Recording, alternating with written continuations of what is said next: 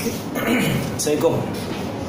Sorry, apa ni lewat, sepatutnya pagi saya buat video ni untuk penerangan. Assalamualaikum semua, salam sejahtera, semoga ceria, sihat selalu insyaAllah. Saya sini Ahmad Auto. So kalau tuan-tuan tengok kat sini, apa ni sekarang ni kita banyak promote pada kereta lebih pada Honda dengan Toyota. So dah mencari lagi bukan Honda. Okay, so walau macam mana pun tak kisah. At least kalau tuan berurusan dengan saya Ahmad Auto, okay, tuan tahu itu tuan ada pilihan, ada Proton, Pro 2, Toyota, Honda, Mitsubishi. Okay, kenapa saya tekankan 4 model ni? Sebab 4 model ni harga trade-in antara yang paling cantik. Kalau Nissan pun boleh awal bang. So ini antara yang trade-in yang paling cantik. Okay, sebelum tu jangan lupa tuan-tuan untuk like page kami Ahmad Auto 2020. Saya cover Proton, Pro 2, Honda, Toyota. Ini handphone saya 0163333676. Ahmad Auto 2020 page FB kami. Nak ikuti kami apa promo terkini, apa yang best, okey, apa perbezaan dan comparison antara dua kereta itu, tuan boleh ikuti page kami. Okey, itu info-info semua tu tuan. Kalau anda kata tak ada info macam ni, kita dah buat comparison.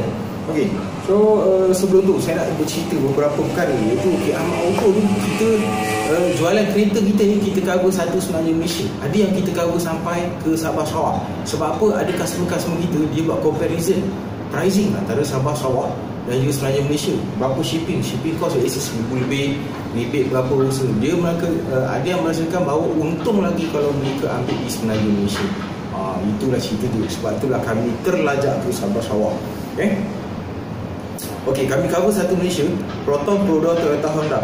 Dan kami online dealer sales. Okey, selama setakat ni dah 10 tahun online sales. Tuan tengok FB kita daripada 2009 ke 2008 kalau tak salah saya.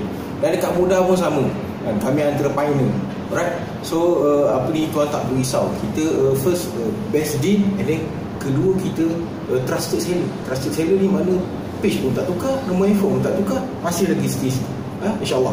So beberapa klien yang dah beli kereta dengan kami, tuan boleh tengok dekat website kita www.keretaahmad.com. Tengah dalam proses update lagi insyaAllah. Okay, so biasanya kebanyakan yang saya cerita ke tuan untuk mereka yang beli kereta dengan kita, okay, untuk mereka yang beli kereta dengan kita, kebiasaannya kita akan bagi satu set soalan. Okey, kenapa kita bagi satu set soalan? Bila ditanya kita akan bagi satu set soalan. Minta tuan reply dalam tu.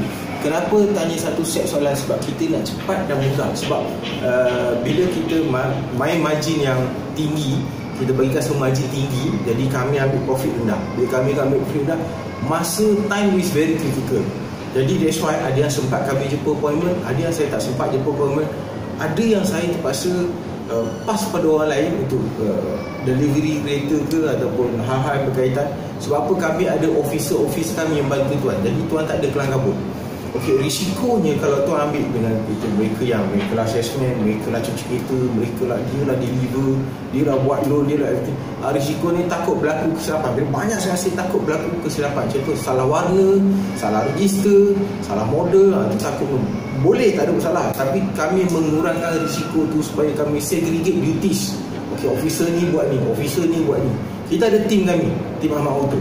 Okey tuan So tuan tak boleh risau insyaAllah.